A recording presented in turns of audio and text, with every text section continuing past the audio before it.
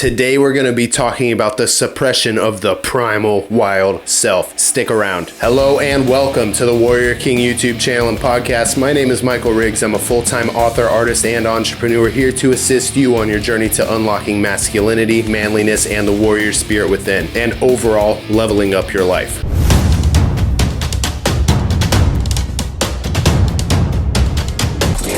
The last couple of days have been a little bit crazy around here. My wife is at the end of pregnancy and we keep thinking that she's in labor, but she's not. We end up getting sent back home. So it's taken up a lot of time and just been a little bit crazy. We can't wait to meet our third son. I almost can't believe I'm even saying that. The third boy. I thought I would be lucky to have one child in this life, and now I have 5. So just abundantly blessed in that field and just very excited to be able to raise 3 boys into strong men. And that's kind of the topic of the day. We're going to be talking about the primal wild self, how it's suppressed from us, how all things that are manly or masculine or the wild boy is kind of sucked out of us. It's a real thing, I promise. And we're going to get into that today. So stick around for the full talk. Lots of information here. If you get cut off, come back and finish this episode later, because I definitely want to get all of this wisdom and information into your hands. All right, so I want you to ask yourself a question right now, and I want you to be completely honest with yourself. Are boys naturally wild? Are boys naturally wild? Do boys just have a natural wild spirit? If you're a man watching this or listening to this, ask yourself, was I just naturally wild? Or was I hyperactive? Was there something wrong with me? Like, ask yourselves these questions. Like, are boys born with a naturally wild spirit? All right, stop thinking about that. I'm going to answer the question for you. Yes, boys are naturally wild. How do I know? I was one. I was the wildest boy you could imagine. You could also consult my 2 toddlers who are boys, and every day is a struggle to get them to stop doing things that could potentially harm or kill them. Like, they are wild. They like to climb on stuff, jump from stuff. They like to use everything that they see as a weapon. They like to wrestle each other till someone gets hurt. And, once one of them cries and I soothe them and all that, they just get right back to wrestling. They just right back at it. So yes, boys have a naturally wild spirit. I also have 2 daughters. One is 12 and one is 10 now, and raising them was a completely different experience. They were less wild, and surprisingly, they cried a lot less. Like, boys cry all the time. They're very emotional. They get worked up really easy, and when they do get worked up, those reactions are just really extreme. I didn't expect that. I expected boys to be a little bit tougher when it came to crying and things like that, but actually, it turned out that the girls were a little more resilient with handling their emotions and their reactions to things. But that also plays into the boy just being wild, like just everything is outwardly expressed. There's so much energy. There's so much go-ness. You know what I mean? And my wild self was taken from me when I was a little boy. Well, I was a little bit older than a little boy, but it was definitely in my adolescence that I was led to believe that being hyper, being energetic, playing really hard, talking a lot, being too loud, these things were wrong and that there was something wrong with me. And we're going to get into that in a little bit too, but first I want to talk about the wild boy. So if you're a man, you can probably recall when you were a wild boy. You can probably recall things like picking up a stick off the ground and swinging it through the air for the first time and being like, whoa,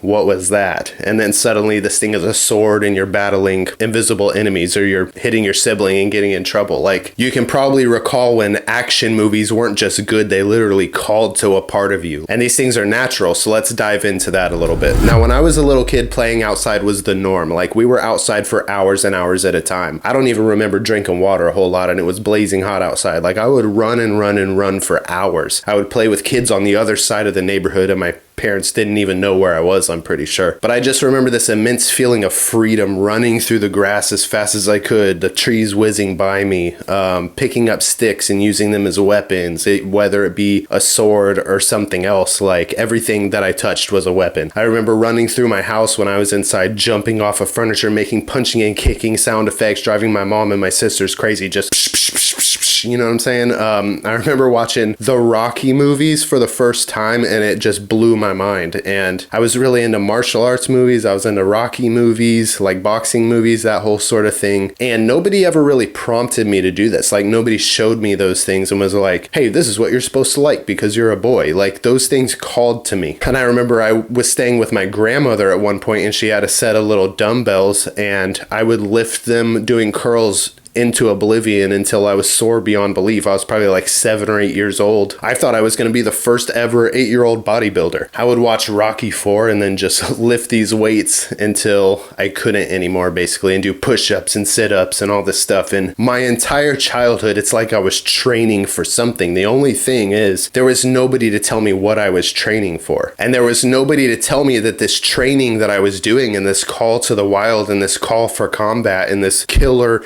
instinct that I felt like I had was for a reason. And the reason for that is, in this modern society, everything is very comfortable. We're very protected here. Everything is just very routine. There's no reason to go out into the wild and hunt your next dinner. You can just go to the grocery store and buy whatever you want. You know, you can even make the choice to only eat salad for the rest of your life. Back in the olden days, you didn't have choices like that. You didn't have the ability to make those decisions. You either fought for survival and defended your family and went out hunting, or everyone would have died. You, your family, your loved ones, everyone would have died. You had to be a strong man in the old days. So it's my belief that that drive is still in us. Strong men in this world are absolutely necessary. That wild primal spirit is absolutely necessary. And I'm going to give you an example right now from my book, Warrior King, to kind of illustrate my point here. All right, so imagine a scenario for me, if you will. It's a hunter-gatherer tribe in a deep rainforest. There's 2 boys playing outside with sticks. They're battling each other. They're swinging at each other's faces. They're blocking attacks. They're striking each other. The mom of one of the boys comes outside and sees what they're doing and gets panicked, and she says, "Stop doing that. You're not allowed to play like that." And she snatches the stick away from the boy and brings him inside. And she says, "That's dangerous. You should never play like that again." Now, his dad is returning from a hunt. He's been on a long hunt in the forest. He's carrying the animal that he killed on his shoulder, and the boy runs out excited, and he's like, "Dad's finally home," and he sees the kill, and he wants to spend time with his dad, but the mother instead brings the boy inside and shelters him from seeing the separation and gore of the animal and like preparing it to cook and all that. So the dad goes and does the butchering. The mom shelters the boy and keeps him inside to chop vegetables and take care of his baby sibling instead. Now, this goes on for a long time. The mother shelters the boy from anything wild or primal or violent. She wants him to be safe. She wants him to act like a good little boy. She tells him to sit down. And while all this is going on, also, they're fighting off invaders to their village. Like, the men in the village are having to fight off invaders of neighboring tribes and things like that. So the men are going out hunting, and the boy is completely sheltered from seeing any of this. And so how many generations do they have left after all the strong men are gone? Who will be going out to do the hunting? Who will be defending the village from invaders when the boys have been sheltered from everything that makes them men? This is the state of the modern man. We are completely sheltered from everything that makes us men. The wild primal self is stripped from us. We're told to be good little boys. We're not raised to be strong men. We're raised to be good little boys. The same question applies. When all of the strong men are gone and all of the boys have been raised, sheltered from everything that makes them men, how many generations do we have left? You see, this primal wild self is part of you. It's innate. It's passed down from thousands of years of men who had to fight for survival, who had to do the hard things. They didn't have a choice. Their life wasn't comfortable. If they didn't do the hard things, they would have died and everyone they loved would have died. And so when you're a child, when you're a boy, this wild self that craves adventure and craves being outside and craves combat and craves swinging things like they're weapons, that's an innate drive to be raised up into doing those things. And like I said, in this modern lifestyle, in this modern setting, there is no need for those traits anymore. There is no need to go out and hunt in the wild just to survive. There is no need to fight off invaders to your village, at least not yet. Now, you can take Ukraine, for example. They're a modern society much like ours. Everybody in Ukraine was probably going about a regular day when Russia invaded their country, and then all of a sudden, everybody had to be strong. They had to defend themselves. They're like, whoa, wait a minute. So that's just one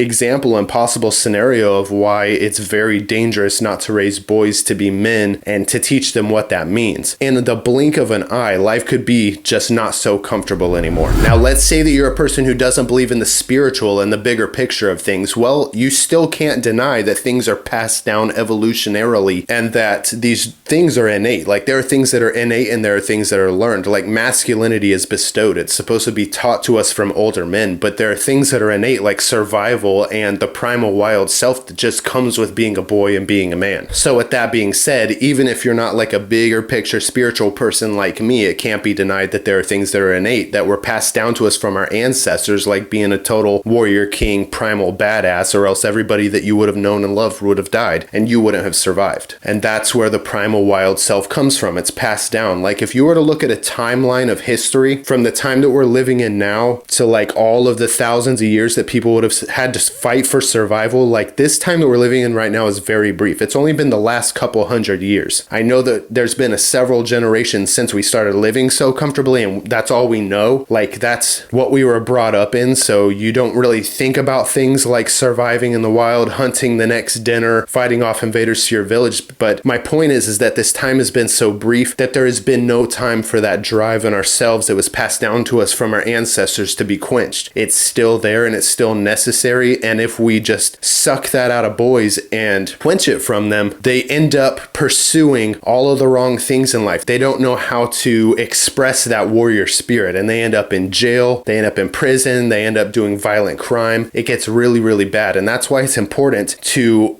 show our boys and to show ourselves that that primal wild self is natural and there's nothing wrong with it. We are wild, we are energetic, we are hyperactive. Get over it. And we need to be taught how to express that and how to channel that in the right ways, or else terrible things happen. If leveling up your life as a man and what it even means to be a man is something that interests you, you can grab a copy of my book, Warrior King, Unlocking Masculinity, Manliness, and the Warrior Spirit Within. It's a 7-level course to unlocking how to be a totally awesome dude. The 7 levels are the primal, the listener, the wise man, the lover, the protector, the warrior, and the king. Through these 7 levels, you're just going to learn to totally dominate in life. And like I said, the first level in this course is the primal. So if the content of this episode is something that really interests you, this is a great starting point. It's a little more comprehensive. I'm a better writer than a speaker, so definitely dive into this. If for some reason you can't get a copy of this right now based on your circumstances, whatever it might be, like you're barely making your bills and you want to level up your life, just get on my website, michaelriggswrites.com, fill out the contact form, tell me what it would mean to you to get this book in your hands, tell me why you want to level up your life. Like, I'm not just going to give this to anyone. I want you to really tell me what it would mean to you to get this book in your hands, and I'll send you a free copy of the ebook, and I would love to do that for you,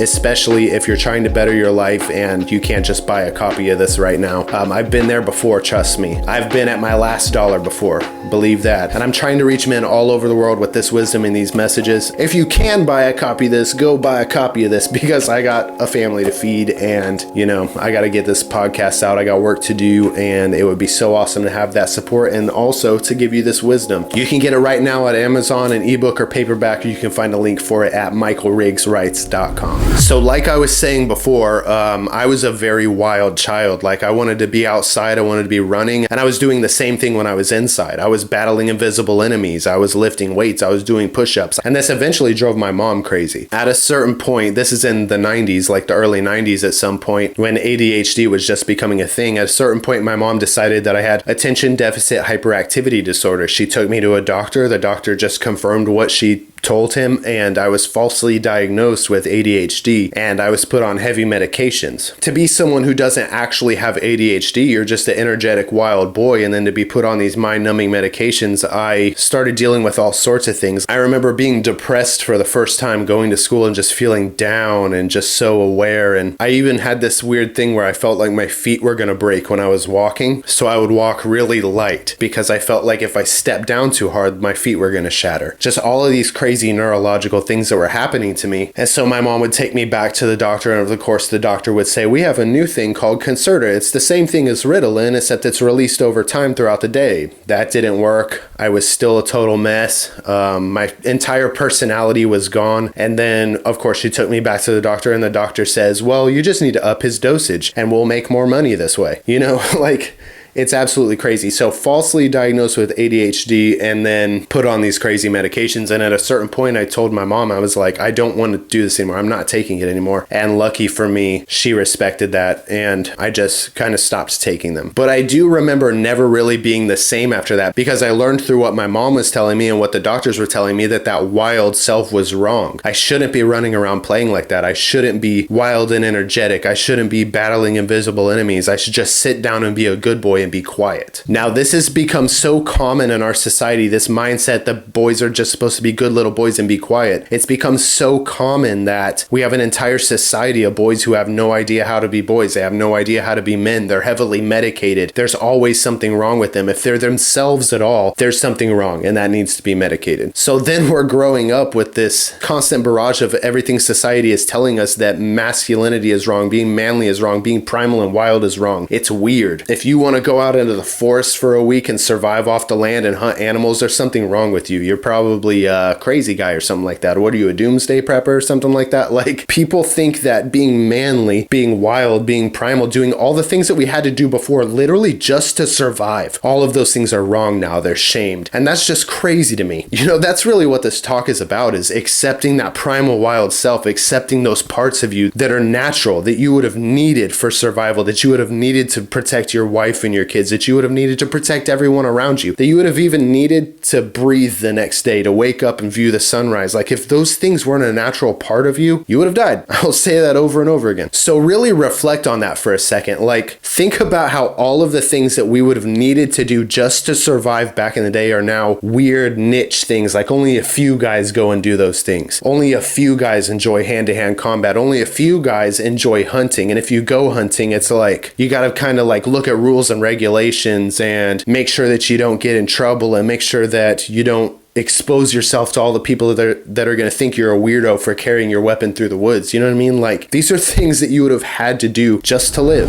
So wanting boys to just sit down and be quiet and be good little boys is unnatural. It's absolutely unnatural. It is not the natural way of being for a boy or for a masculine man. And this causes all sorts of problems in life. Like I said, that warrior spirit will come out someday. It will be expressed in the wrong way if you're not brought up by strong men or taken under the wing of strong masculine men who bestow masculinity upon you and teach you how to express that warrior spirit, how to express that primal wild self. It will be expressed in the wrong ways, through anger and harming someone, through being initiated into a gang, through being the toughest guy in prison. Horrible, horrible stuff, guys. Like, it's absolutely essential to accept that primal wild self within you and to teach what it means to younger men and boys. Now, if you're a man watching this, I want you to reflect on when that free, primal, wild, hyperactive ADHD self was stripped from you. When did it happen? Look back in your past and just really reflect on that. Think about that today as you're going about your day. When was that wild me suppressed? When was it shamed? When was it taken from me? And then I want you to accept that part of yourself. I want you to know that it's passed down from generations and generations of your ancestors who had to fight for survival. It is completely natural. It's a part of being a man, and that's absolutely okay. I want you to embrace that primal wild self. I don't think you should put on some fig leaves and go run out into the wild with a spear growling at anybody who passes you, but I definitely think that internally, in yourself, you should accept, I am primal, I am wild, I am a survivor, I am a fighter, I am strong. These things are natural as a man. That primal wild boy self that ran around playing, swinging sticks through the air, wanting to battle invisible enemies, wanting to battle real enemies, running as fast as you could, all of that hyperactivity, all of that energy, that's all just okay and a part of you. Know deeply that this wild primal warrior king self is natural. Before this modern time when everything was so comfortable and everybody thinks that being a man is useless,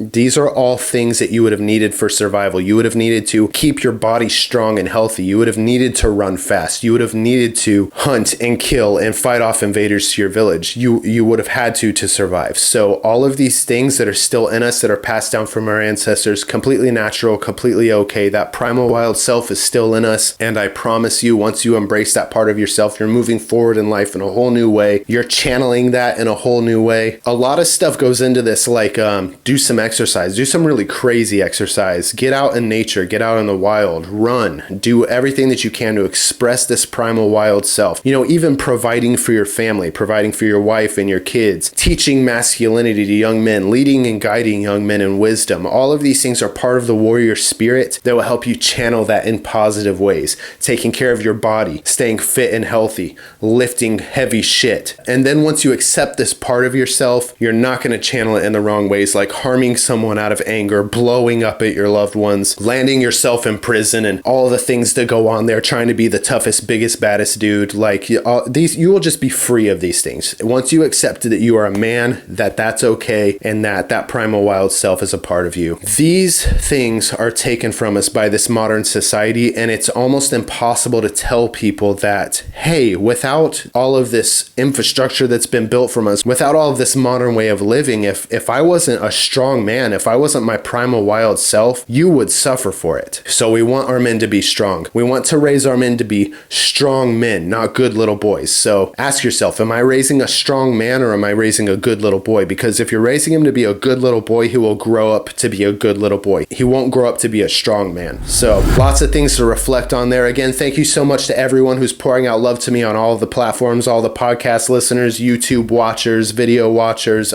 It's so awesome to see this finally reaching men all over the world. If you want to help me reach men all over the world, there's a support page I'm going to put down in the description of this podcast or video that you can give towards this podcast and help me reach men everywhere with this wisdom and all of these awesome messages. You know, all of this wisdom came to me the hard way. I was a total nightmare in my youth. I hurt a lot of people. I screwed up my whole life. Like my life collapsed down around me. And I had to, at 30 years old, learn what it meant to be a man, how to be a strong man, how to level up my life, how to be a good person. And I learned it all the hard way. Like I said, my life collapsed down around me. And now the hardest thing for me is only seeing 2 of my children, if I'm lucky, twice a month, and knowing that I put so many people through so many horrible things. So I'm trying to avoid this for other men. I want to warn young men. I want to teach young men what it means to be a man and that it's okay to be a man. So if that's something that interests you, getting these messages out to men all over the world and young men all over the world, definitely go to that support page. Help me out with a couple dollars so I can get this podcast to more people. And I'm just so thankful and grateful, and I appreciate that so much. I hope this message inspired you today. If it especially inspired you, definitely leave a like, review, or rating wherever you're getting this content. That's how I reach more people as well. Share it with another dude. Share it with another guy who's on the same quest as we are to unlocking what it means to be a man. Thank you guys so much for watching and listening, and I'll see you on the next one.